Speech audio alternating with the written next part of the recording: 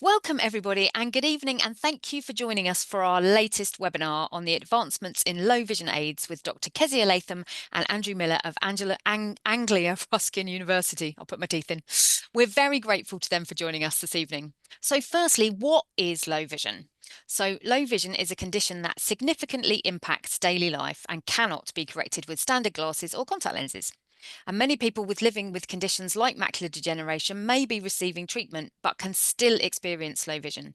And for others, particularly those without effective treatment options, adapting to life with low vision becomes essential. Excitingly, there's ongoing research in this area looking into new technologies that offer fresh hope for those with low vision. There are still many traditional tools such as magnifiers which continue to provide support, but there are lots of newer innovations too. But with so many options to choose from, how on earth can you possibly make a decision on which is best for you? Well, Dr. Keziah Latham and PhD student Andrew Miller are with us this evening to discuss the latest findings from their groundbreaking research project, which has been comparing different low vision aids. Keziah is an experienced optometrist and an associate professor at Anglia Ruskin University. She teaches low vision to optometry and ophthalmic dispensing students and leads the low vision clinic within the university's eye clinic. As the director of the Vision and Hearing Sciences Research Centre, her research focuses on supporting individuals with impaired vision, particularly by improving how functional vision is measured. And her contributions to this field earned her the 2017 Neil Charman Medal for Excellence in Optometric Research. Oh dear, put my teeth in. Andrew Miller qualified as an optometrist in 1991 and has dedicated much of his career to supporting people with sight loss. After spending 15 years in primary care optometry, Andrew transitioned to leading the sight loss support service for the charity Focus Birmingham, where he has worked for the last 17 years. And currently he's completing his PhD at Anglia Ruskin University, supported by the Macular Society. Their project aims to provide clear, impartial evidence on device effectiveness as well as value for money, which we know is really important. And this research could shape future support for those living with macular disease and provide the evidence needed for the NHS to consider offering these devices in low vision clinics. So I'm going to hand over to them now, and don't forget, any questions, post them in the chat and we will get and answer them at the end. Over to you guys. Thank you so much. So we have got some slides, but you don't need to see those in order to follow the presentation today. But thank you so much for inviting us to talk today. I last did one of these webinars. It was just over 3 years ago with my colleague, Michael Crossland, and we reported that we were about to start this research project on wearable electronic vision enhancement systems for people with AMD. Which has been funded by the Macular Society. So I'm delighted to be back here today with Andrew Miller, who's the postgraduate researcher who's done this study, so that we can report to you what we've found. So, given that we're talking about these wearable electronic vision enhancement systems, this needs a little bit of explanation in terms of the devices that we are talking about. And to put this into context, as Andrew and I are both optometrists, our role is primarily to assist people with sight loss to make the best use of the vision that they do have, using low vision aids. And traditionally, our work has involved the prescription of optical low vision aids, which can make things bigger to compensate for sight loss. But increasingly, there's electronic devices available, which have got a bit more flexibility in what they do, in that they can not only make things bigger, but they can also make things brighter and bolder.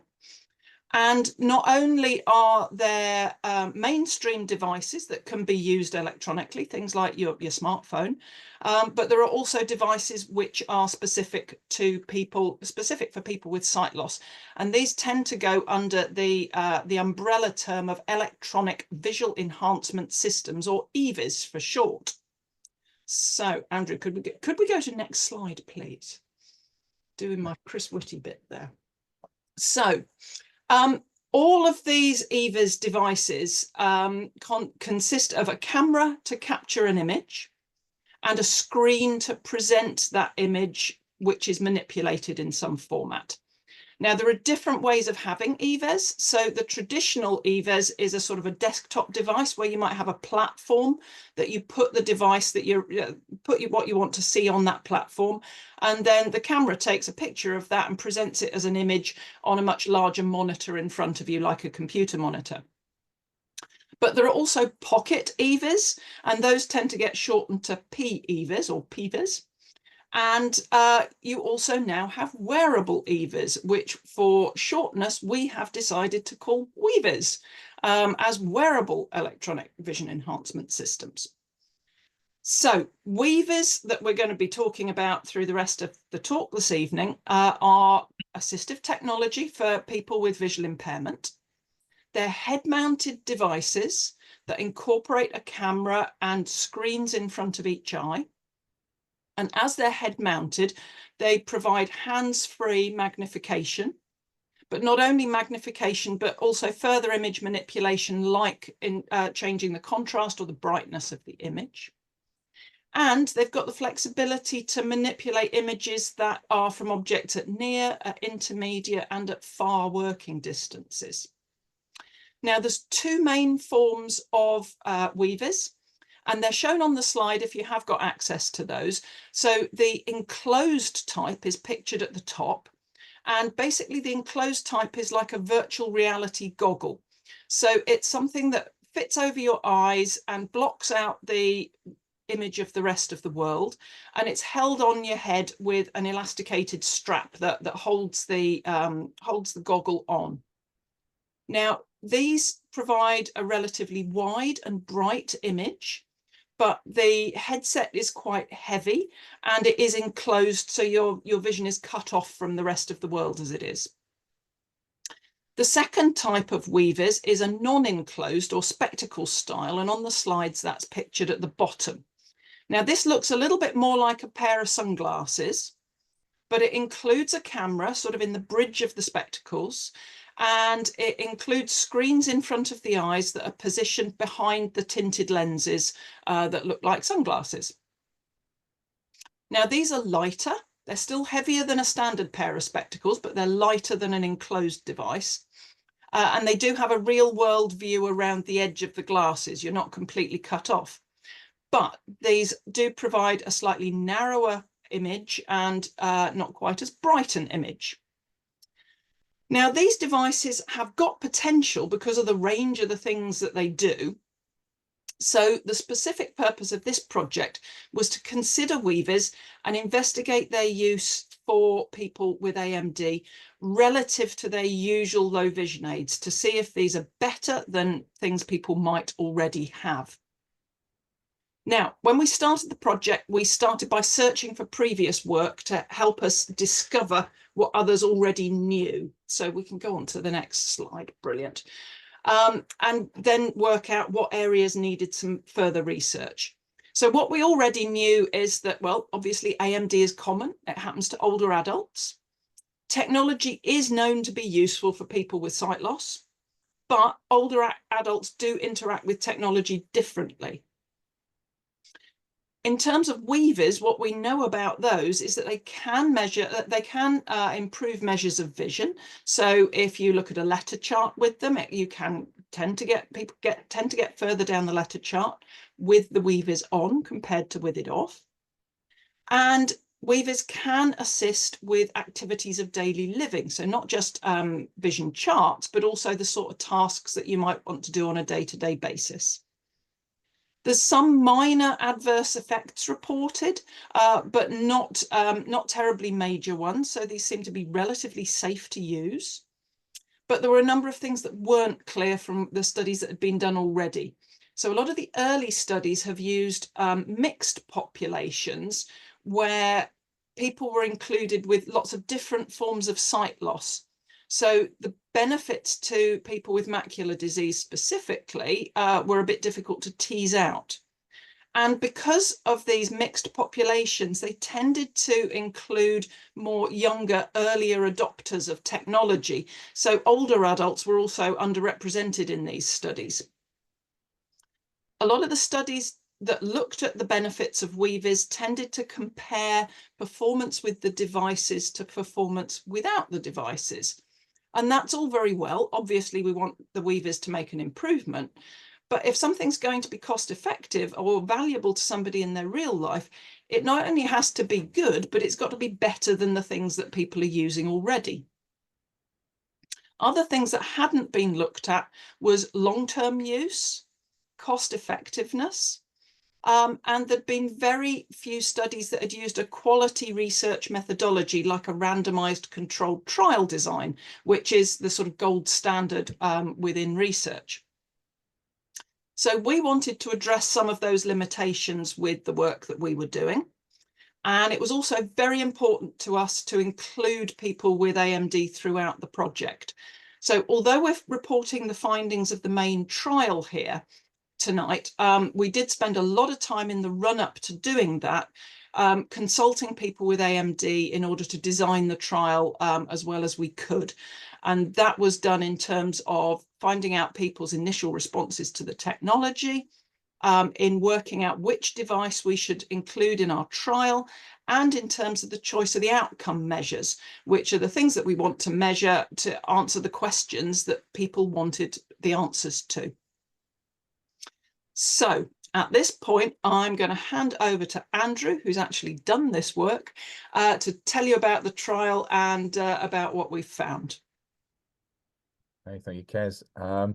Yeah, so as Kez said, we did some preliminary work to start off with, really to gauge from people what they wanted from the trial. And that included a focus group where we showed people with macular disease a range of current devices and asked them about which device might be the most suitable to try in a home trial. Because what we wanted to do is to trial the device in a home trial where people could use it for the things that they wanted to use it for. So following the focus group, it was a little bit of a split decision, but we found that actually people tended to prefer the non-enclosed type of device to trial for us to take home into the trial. So how we started things is we recruited 42 people with age-related macular degeneration, and we brought them into my low vision clinic here in Birmingham, and we did a baseline assessment. We did basically an assessment of what they currently could see, how many letters on the chart could they see, how small could they read words on a reading chart, checked contrast about how pale things could be, and they could still see things there. We also did a sight test to make sure their glasses were up to date, did a low vision assessment to make sure their typical magnifiers were up to date, and they knew about the benefits of lighting and colour and contrast. So the sort of things that you should be told in a standard NHS low vision assessment. So we had 42 people, and we felt we got them to a standard where they had the standard care that you'd expect with somebody with macular disease. We then introduced the device to them in the clinic. We showed them the device, taught them some basics in how to use the device, and then we remeasured their levels of vision, both at distance and near, and their measures of contrast sensitivity. We then asked them about whether they'd be happy, now they've seen the device, to take it forward and do a home trial. And of the 42 people we did the initial piece of work with, 34 of those, about 3/4, were happy to take the device forward and do a home trial. A little bit over half of them were female, so 64% of them female, average age about 80. So as you'd expect, some older adults, because these are people with age-related macular disease. The trial itself was a 12-week trial, and we split people into two groups. We split people into a group which had the device for 6 weeks at the beginning of the trial, and then a group who had the device for 6 weeks at the end of the trial. So there was 12 weeks overall when you had the device for 6 weeks, either the beginning or the end of the trial. And we went and visited them 3 times during this 12-week period, and we measured several things. The first thing we measured is something called activity limitation, where there's a long list of 48 activities. This took a long time to go through with people, 48 everyday activities, and we asked them about how easy or difficult or hard or impossible they found those activities to do. And these were things like reading a newspaper headline, watching the television, doing some shopping. So everyday activities that you expect to find people who have challenges with. So we asked them about how difficult these things were to do, and we asked them about, at the moment, what's your preferred solution for doing those things? So do you use an aid? Do you get some help? How do you solve those problems at the moment? We also did another questionnaire looking at quality of life, and this is called vision-related quality of life. So really, how does your sight loss impact on your well-being? And also asked about adverse effects that may have happened using the device, so we could understand if people got headaches, nausea, that type of thing. So what did we find? So we'll start with the positive findings. So we found out that with training, we could get everybody to a competent level using the device. And this typically took 2 or maybe 3 sessions for people. No one needed any more than 3 sessions face-to-face to get competent. And everybody who entered the trial, we got them to a stage where they could competently use the device, turn it on, plug it in, use it, and get the controls and understand what they were doing with the device. So in itself, this would suggest that the device is appropriate to be used by a group of older adults who may be less familiar with technology than some younger people. We also looked at these measures of vision that we took, and as Kez said, with other devices, in mixed populations, it was found that they improved vision. And what we found in people with age-related macular disease, exactly the same. They improved levels of vision. They could see significantly smaller letters on a distance chart, and significantly smaller words on a reading chart with the device than their conventional spectacles. What we also found with the device was with the weavers that we found that the levels of reading clarity were very similar to the levels that we're getting with their best optical magnifier. So it got them to about the same level on the chart as their best optical magnifier did. So this is a very positive finding. At the end of the trial, we took the findings from all of the 48 activities, from all of the 34 people, and put them all together in a big bucket. And we looked at, well, how difficult did they find activities when they had the weavers, and how difficult did they find activities to do when they didn't have the weavers? And we found actually that they were finding activities less difficult to do when they had the weavers. So that reduced how difficult activities were when they had the weavers available to them. So again, another very positive finding. We also found that they used the devices for lots and lots of different things, or they attempted to use the device for lots and lots of different things, watching the television, reading, and some people tried them for other activities, craft work, going to church, trying to see faces, and lots of different potential things. So again, another very positive finding. However, some slightly less positive findings. When we looked at the quality of life, we found absolutely no change. So if we looked at the quality of life at the 3 points that we measured during the trial, we found no difference when they had the weavers compared to when they didn't. So they didn't make a movement in the vision-related quality of life. And that was a little strange, given that we'd found other positive findings. We also found that user satisfaction declined. We asked people at the beginning and in the clinic, and people were very, very enthusiastic. User satisfaction levels were very, very high at the clinic when they'd first seen the device. We asked them when they'd tried the device, and user satisfaction was falling. Also, the number of people willing to make a purchase of a device and the amount that they were willing to pay fell quite significantly through the course of the trial. So we found that those 2 things were falling. When we asked people about what was your preferred device, so when you were doing a task, what was the most preferred device for you to do that particular task? We found the weavers wasn't the most preferred choice of any particular task or any of the 48 tasks, and there were other solutions that were more preferred than the weavers. So we were finding sort of slightly contradictory findings in terms of there were some positive bits, but there were also some things here which were far less positive. Now you'll have to excuse me one graph. There is only one graph on this slide, but there is one here. And I will sort of chat you through this.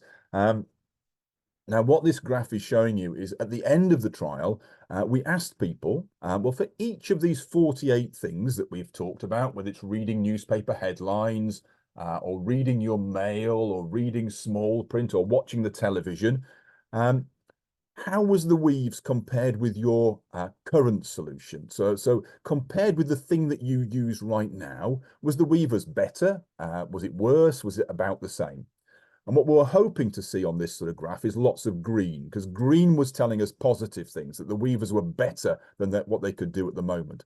But for those of you with better vision, the graph is showing us here lots of brown, and the brown is telling us that quite often people actually preferred their current solutions compared to the weavers. So for example, for reading newspaper headlines, 67% of people told us they were happier with their current solution than they were with the weavers. There's a little bit of an outlier here, though. We've got a couple of areas where there's quite a decent amount of green here. And these are particularly for recognizing faces. So recognizing faces up close, recognizing faces across the room. And when we're asking the question about, well, okay, well, for those tasks, how was weavers compared with your current best solution? And what we're finding there is quite a number of people telling us the weavers were better. So if we're looking at people across the room, 83% of people were telling us the weavers were better than what they had at the moment, which was often just their spectacles. So in these circumstances, there were some elements of tasks where actually the weavers were better than what people had at the moment, but equally there were quite a number of tasks where people were telling us actually no, their current solutions were preferred.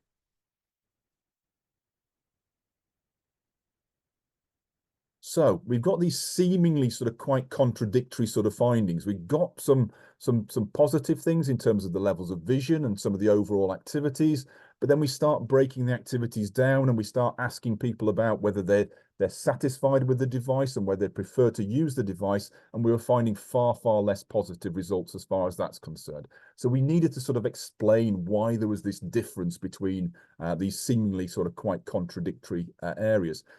We did interviews with each of our 34 participants, and we broke those interviews down to look for areas where people were saying very similar things, and we found sort of 4 sort of key themes that were coming out of those interviews. And I'm going to talk you through these 4 themes now. So we started off with the early positivity and potential of the devices. And what we found is that at the clinic that people were really enthusiastic about the idea of a wearable device, really enthusiastic about something that gave them hands-free. They were very encouraged to start thinking about the device, and were thinking about using the device in lots and lots and lots of different areas: reading, television, arts, crafts, things that they may have stopped doing because their vision didn't currently allow them to do it, and their current aids didn't allow them to do it. They were imagining, well, maybe this is the thing that actually I'll be able to do that with. It also reflects that actually the aesthetics of the device, that people were sort of reasonably positive about the device itself, and they were reasonably happy to use the device and how it looked as a non-enclosed device. A quote here from Ruth, aged 82, who says, "When I started using them, I was quite delighted there was something that maybe would help me in my life." So we had this really beginning point of real quite enthusiasm from that initial clinic visit where they tried the device, seen some benefits on the charts. People were very enthusiastic and very positive. However, the positivity didn't last as long as we'd like to. The next theme says here, it says, "You're not good enough. Performance barriers of the device." And really what we're seeing here is people were telling us, and lots of people were telling us about how the performance of the device didn't meet their expectations. And this was across a whole range of different activities, but it was particularly challenging with things where I needed to use my hands and my eyes at the same time. We've got a quote here from Virginia, age 79. "I was so looking forward to being able to thread the needle. I couldn't do it. I'm usually quite a patient person, but I couldn't do it. And it just made my eyes really tired." So we were seeing those tasks, particularly where there was hand-eye manipulation, being challenging, but also there was other areas too. The image quality wasn't good enough for some of the things that people wanted to do. The field of view, the width that people were able to see with the device, was really quite limiting for other things they wanted to do.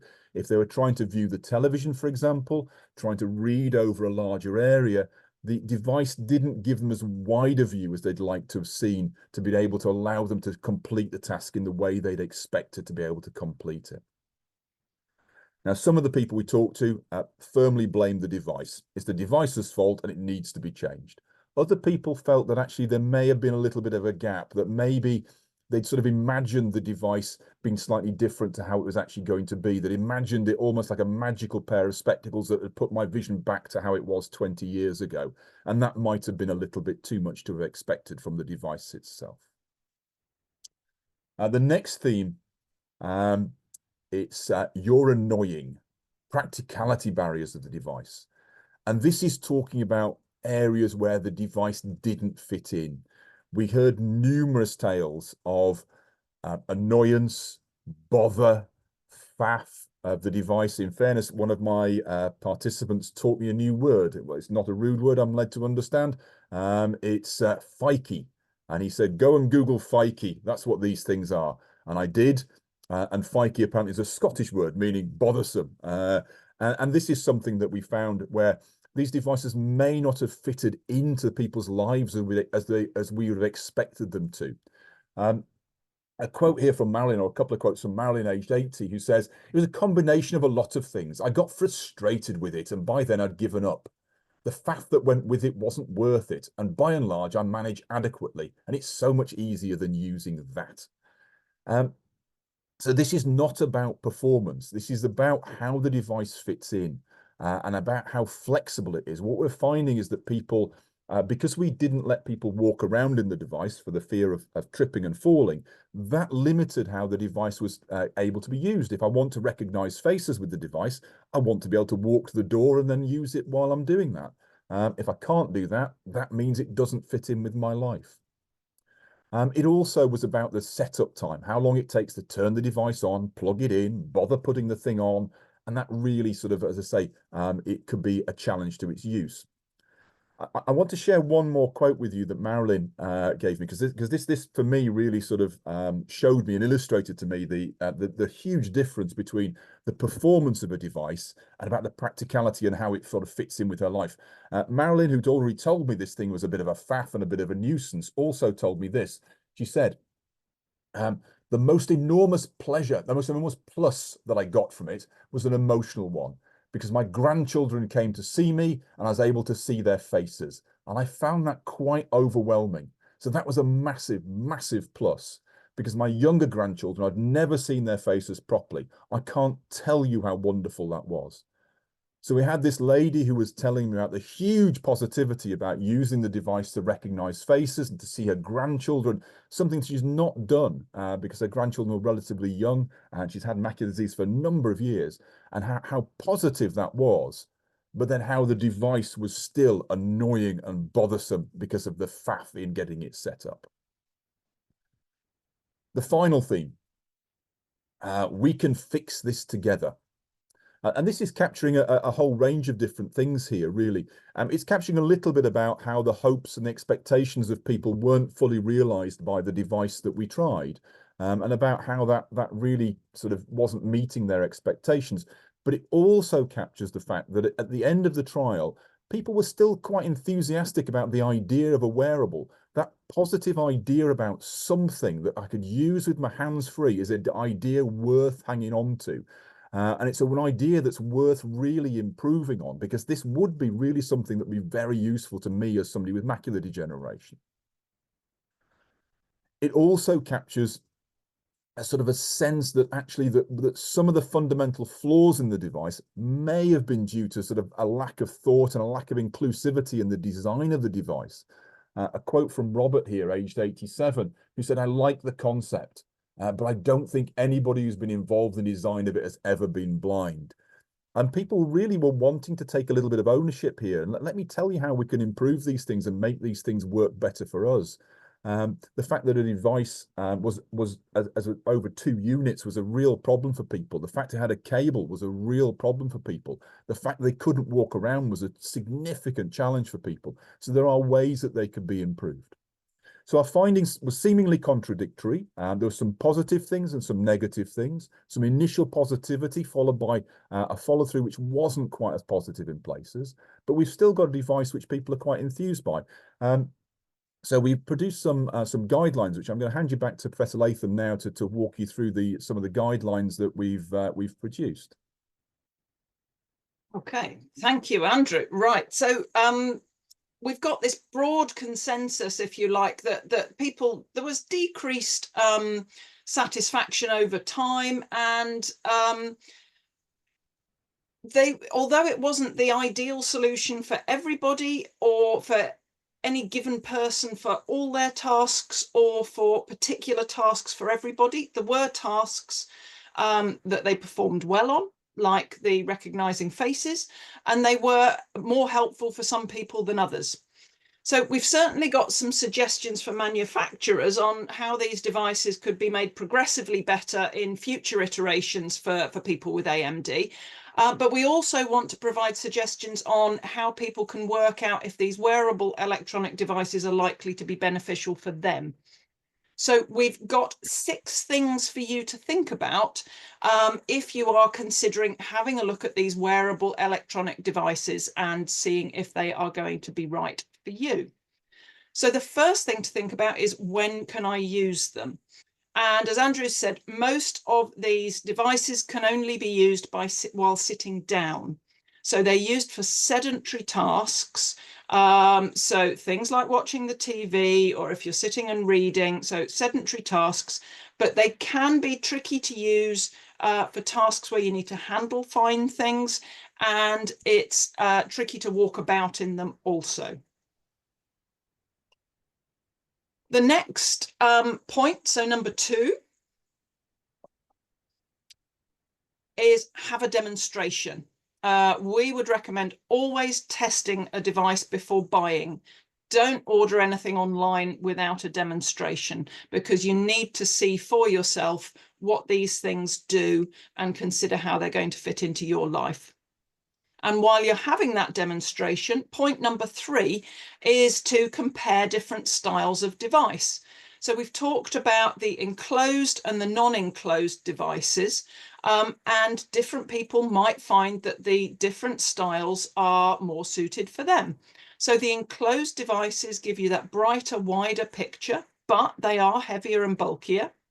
That might suit some people, whereas other people might be better off with the non-enclosed device, which is the one that we tested in our study, which are lighter, but they do have smaller and dimmer screens. So the next point, number 4, is that practice makes perfect. So we did find that these devices are simple to use, but most people do need 2 or possibly 3 training sessions to feel confident in using them. So think about how confident you feel with technology in general, and do ask what support for training is available if you're purchasing one of these. Point 5 is test it at home. So see if you can have a home trial, which will let you check if the device works for you in your environment while you're doing your everyday tasks. So think about what you want to use these wearables for, and test doing those things doing those tasks with the devices in your usual environment to see how well they work for you. And the final point, number 6, is take your time to decide. So what we did find with our study is that when people do first try these things, they do get, though, a lot of people do get this wow moment where they can see an awful lot of things that they can't see without the devices. But what we have found is that people's opinions do change over time. So try during that home trial to think about how the device might fit into your life longer term. And perhaps think about looking for sellers who are offering money-back guarantees or cooling off periods to allow you to try them for a reasonable period before making a final choice as to whether they're the right thing for you. So in terms of what comes next for us, we are at the point where we are going to be sharing the findings of our current study as widely as we can with users like yourself. Like yourselves, with professionals, so the sorts of people who might be providing or recommending these devices, and also with manufacturers, because I think our participants have given us some really good pointers to how these things can be improved in future iterations. Our next studies, we do want to look at including other people and other devices in terms of our comparisons, and not only the sort of low vision specific weavers that we've been looking at so far, but also including some of the mainstream wearable devices that are coming onto the market, things like the very recently introduced Ray-Ban Meta, for example. And in terms of those future studies, Andrew's going to be in an excellent position to continue this work. He has submitted his PhD thesis on time, and his Viva, which is what's required to complete the PhD, is happening in 3 weeks, so there's no stress there then. And he's also going to be starting a new job next month as a lecturer in optometry at Aston University in Birmingham. So he's going to be in a great position to continue with some of this research work. So on that note, I will hand you back to Andrew to wrap up. Yeah, thank you. Yeah, the Viva, it's 2 weeks and 6 days, not 3 weeks. So yeah, the clock is very much ticking on that one. I just wanted to say a huge thank you to the Macular Society for sponsoring my PhD. It's been an amazing experience, something that I've always wanted to do in my career, but never had the wherewithal to do. And without the support of the Macular Society, it simply would not have been possible.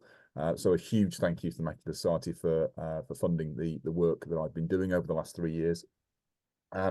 The participants, we've recruited the participants through my low vision clinic, but also through local Macular Society meetings. I've had such fun sort of wandering around to the local macular groups around the West Midlands and beyond. Met some amazing people. My participants, I'm hoping some of them actually are on the webinar tonight, but have been amazing, absolutely astounding people, and just thank you hugely for your efforts that have enabled us to do the work we've done over the course of the last 3 years. So a lot of thank yous all round, basically. So and I think we're preparing now to open the floor to questions. Yeah, amazing. Thank you both so much. It's the reason why it's so important that we keep funding research. So will we give people a chance to start thinking about their questions? I've written a few down and some of them that have come in the chat. So I think everyone's going to want to know what's the cost, ballpark of the cost of these things. For the things that are aimed specifically at people with vision problems, the starting point is around about £1,400, Okay. running up to over £3,500, Oh. and one of the more complex devices heading upwards towards £5,000. So that the cost of these devices is quite considerable, which is part of the reason why we wanted to really look at the research in itself, because the NHS doesn't fund these devices, and I think that may well be the case sort of long term going forward, but lots of practitioners want to know about these devices and want to know, are they useful, what sort of things should we be saying to our patients, and a lot of patients are coming to us asking questions, are these devices any good? So the cost is a huge prohibitive step, and we know that does put it out of the reach of some. There are potentially cheaper sort of things that are coming to the market. Kez mentioned the Ray-Ban Meta, which is actually a pair of spectacles which is not designed for people with vision impairment, but potentially has some crossover. And what we find with things that have crossover from a mainstream into specialized is that they tend to be cheaper. An iPad, you can pick an iPad up for a few £100s, and it can be transformative in what people do. Yeah, it's interesting, isn't it? Because I was struck by the comment from your participant who said they clearly haven't been designed by somebody who's blind, and I wondered, presumably this is technology that already existed that companies have, what a potential gap in the market and have then adapted.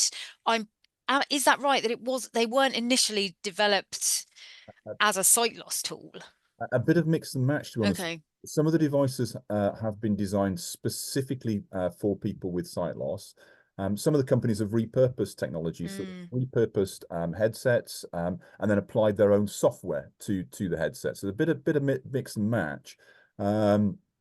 And that's not to say that they haven't done any testing with people, because they may well have. They don't release that information, but equally, because of the type of the device that it is, they don't have to produce test results either. They don't have to produce data about how effective these things are before they take them to market. So yes, it's difficult. It's different criteria, isn't it, for medical devices than it is for drugs? Yes, very much Not so. quite as stringent. No. It's interesting because it also sounds like what you're saying is that there's not a panacea, is there? It doesn't feel like at the moment there is one thing that I, as a person with macular degeneration, could get, and that would give me more functional vision to do everything from see my grandchildren to thread a needle. And that's, I think, part of what the advice is that people come to these thinking they are a panacea for every problem they have. This really is where the challenge is. I think Yeah. these devices have some uses for people for specific tasks, but are they going to solve every problem? Which may be how people approach these, because that sometimes is how they're shown. No, I think that's where the disappointment and actually failing to meet people's expectations really will come in. Yeah. And whilst somebody just asked, so your study is focused, hasn't it, on people with AMD, but presumably any kind of macular degeneration, whether it's from DMO or they'll have similar levels of vision. So you would presume to see similar effects from them on using the Yeah, devices? that will be similar in the in terms of the reason for the sight loss. If it's central vision Yeah. loss, then that's very much the case.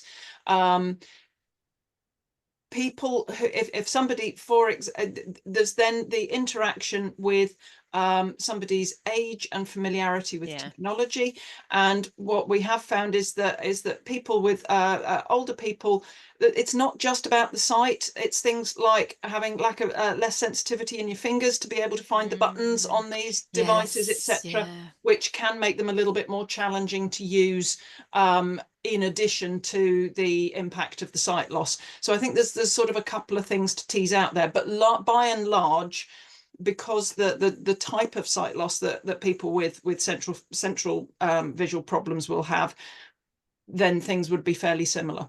Yeah. Did you have many people in the study who also wear hearing aids that were struggling to fit the glasses over because just even seeing the design of both types, the ones that look like virtual reality with the strap and the doesn't look like it will be that comfortable if you've also got a hearing aid. Yeah, I mean, one of the comments that has gone into the paper that's just been published sort of fairly recently was about the positioning of the wiring, did dislodge people's hearing aids. So yes, that is a challenge, and obviously working with an older group, and I wear hearing aids, but and I say that is a problem. So Yeah. it's something again that needs to be thought about when you design these devices. Yeah. I think a lot of these headsets are designed for gaming and office Yes. purposes and then repurposed. So they're designed for people who are 20, which is really why we wanted to explore older adults, because quite often people may be written off as saying, well, you can't have technology, but we really want to explore, well, why not? Because, in my clinic, we see a lot of older adults now using iPads, using an iPhone, using things and becoming more comfortable. Yeah. Using it, as Kez was saying earlier on, in different ways to younger people, but using technology in their own way. Yeah, yeah. It's going to be so interesting, isn't it? So presumably you're not putting them over your glasses, are you? You're wearing them instead of your glasses? Depends on the device again. Oh, okay. Yeah. They need to be used with a distance prescription. Right. So if you've no distance prescription, you can just pop them straight on. Yep. If you have a distance prescription, they need some distance correction to work optimally. Yeah. So yes, so some of these devices will fit over your glasses. So the VR ones will fit over the top of your glasses. Some of them inserts. Some of them have little dials where you can control and you can change the positioning of the screen and do clever things. Some of them do ignore it altogether, and then that does limit how useful they may be to people who do need to wear their distance glasses. Yeah. Yeah. And I'm intrigued to know, I think your slides explain it a bit, but what was, Andrew, for you, I'm going to ask you each this question. What was the most surprising thing you discovered doing this? Yeah, I think for me, I think the change between the clinic and the home was huge and a lot bigger Mm, than I was expecting. So, as a clinician, I spend a lot of my time in clinics with people and advising and prescribing magnifiers and demonstrating things.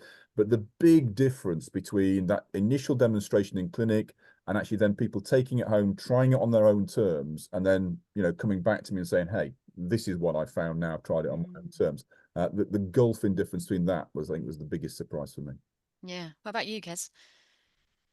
I'm actually going to come up with a slightly more researchy answer. Now, I came to this project as very much a quantitative researcher. So I like numbers. So I like things like questionnaires or I like measurements of visual function, because I'm an optometrist. We like measuring things and we like numbers. And I've used a lot of questionnaires in my time where you kind of combine the answers to lots of different questions to give you a number. and kind of take it from there. And the most surprising thing to me was Andrew has very much brought me more towards the qualitative research end of things. Because we got these very, confusing answers with the questionnaires in terms of, well, this is better, but that's not, and what's going on here. And strangely, and it's going to sound ridiculous for me to say this, but strangely, it turns out that asking people is the appropriate way to deal with that. And so Andrew has very much brought to the fore the qualitative element of research in terms of asking people, well, why did you think that? Or, well, why was this good? Why was this bad? And when you go about that in a structured way, you can come up with some incredibly deep and incredibly clear answers. So this project has really highlighted to me the value of qualitative research and just asking people. I love that. I love that. And I'm thinking, somebody's just asked here about, could they be useful for children with macular? I mean, young people are, I mean, they have iPads and things from really, they're so used to technology, aren't they? Is there a huge audience for these in the younger generation who are just so used to technology changing? And Yeah, I mean, there was a bit of research done actually in Ireland not too long ago, looking at kids and about whether they'd be prepared to use them. And again, not dissimilar results to what we were finding in terms of, yes, visually performance improving, but some challenges in terms of willingness to wear devices. They were using a very different device to the ones we were using. They were using an enclosed device rather than the non-enclosed device that we used. The weight of the device, the bulk of the device. So that sort of, have we got to a point yet where, again, this is a panacea? No. Have they potentially got some uses for certain specific things? Yeah, I think there's some areas there where these things will do that. And I say that with kids and adults too, but I think the pressures are slightly different with children generally. I think the appearance thing is always going to be slightly more challenging for those of in the Instagram age, yes, everybody cares about what they look like, don't they? and one of the things that it was told, sort of, again, because I mentioned the qualitative thing, one of the things that I was told very firmly by one of our older users about the fact that these things don't look high tech. No. They look a bit unworldly. They weren't perceived as something that looked yeah, so it wasn't something that was really perceived as aspirational. Yeah. So whereas, so maybe using a laptop in a classroom, fine, because I'm using the latest technology, but this may not be seen as that aspirational at this point, and that might change as headsets become more ubiquitous and get used more. Then we may see that changing.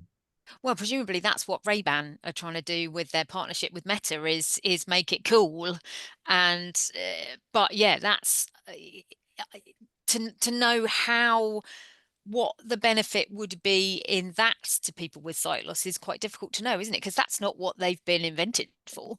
No, exactly.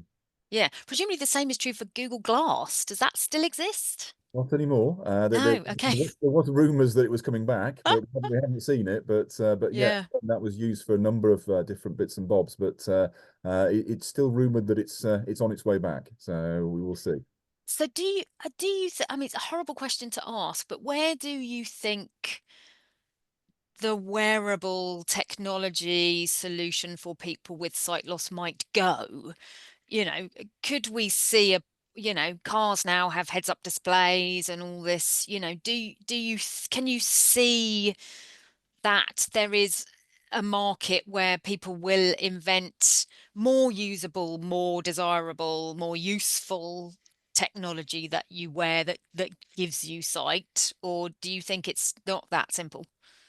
No, I think it's an area of interest, and I think some of this will be led by the mass market rather than the specialist market. I think we're seeing already now with some of the devices that rather than sitting and watching my television with a wearable, that I actually plug my television feed into the wearable. Yes, so Watch you're, yeah, directly it's into literally, my yeah. and I think in terms of things like television viewing and things like that, for me, I think that sounds like a more sensible thing. Maybe there's some future research to do there, but certainly from from a common sense point of view, that to me sounds a more sensible solution to the problem with watching television and macular disease. I don't need to tell the people listening here how much of a challenge that is and how much of a need that is to find a better solution than is there out Yeah. at the moment. Well, presumably they could also use Bluetooth technology, so you're not even needing to plug it in, because that feels very archaic now, doesn't it? I've got to Yeah. plug a cable in order to. The challenge is always about getting information quick enough. Yeah. Bluetooth is great for audio. It's not so great at the moment for video, but again, that will definitely change. Yeah. That will definitely change. It will be fascinating to see. Kezia, what are your thoughts? I think, as with phone technology, as Andrew alluded to, I think it will be led by the mainstream. You know, if we look back a number of years, there were sort of low vision specific mobile phones Yeah. that could speak to you Yeah. Now there's an a iPhone number or of an years Android, ago. isn't there? But why would you need that now? Because you just get Yeah. your iPhone or your Android device to do it to do it for you. And I do think that a lot of the stuff that gets developed for sight loss for the sight loss community actually ends up embedded in a mass market product and becomes rather more polished Yeah. and cheaper because it's for the mass market, and that's the tipping point potentially at which these things start to have more ubiquitous Yeah. use.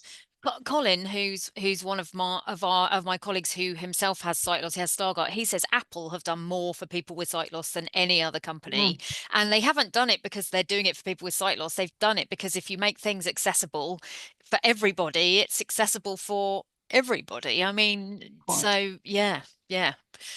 So yeah. So if people are listening and they're struggling with low vision generally, what would you say to them in terms of how do I find somebody who can help me with what is out there, whether it be high tech, low tech, whatever? Where's the best place for me to go as a person with that with limited sight?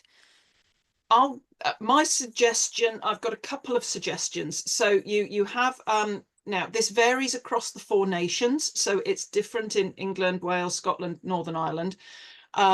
But NHS funded low vision services in England tend to be in hospitals. In Wales, it's not the case.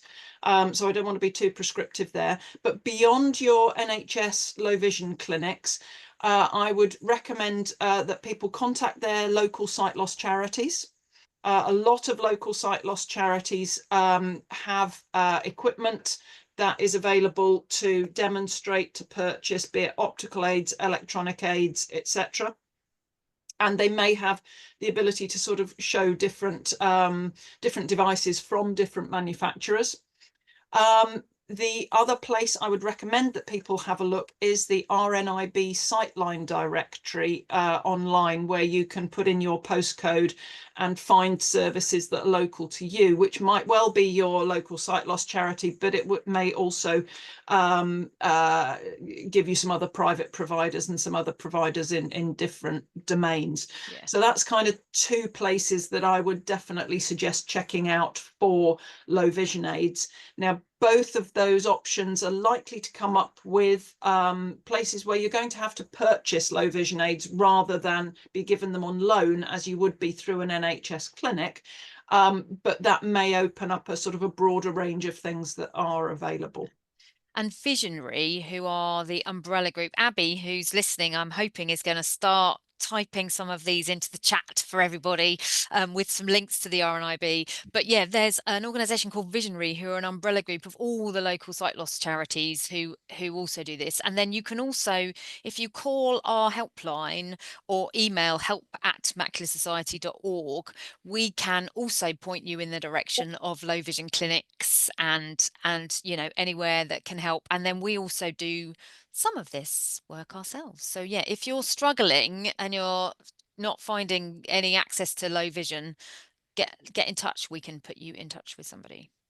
So what's the one thing that you would recommend people do who've listened to this? They've heard it's mixed results. What would your advice be to anybody listening? Yeah, it depends on where you are in your journey as far as wearables concerned. I don't want to put people off wearables because I think they have a place. I think that place is slightly more niche than people will think it was at the beginning of the trial, and perhaps me included. So I think there is a place, and I think it is something to be explored.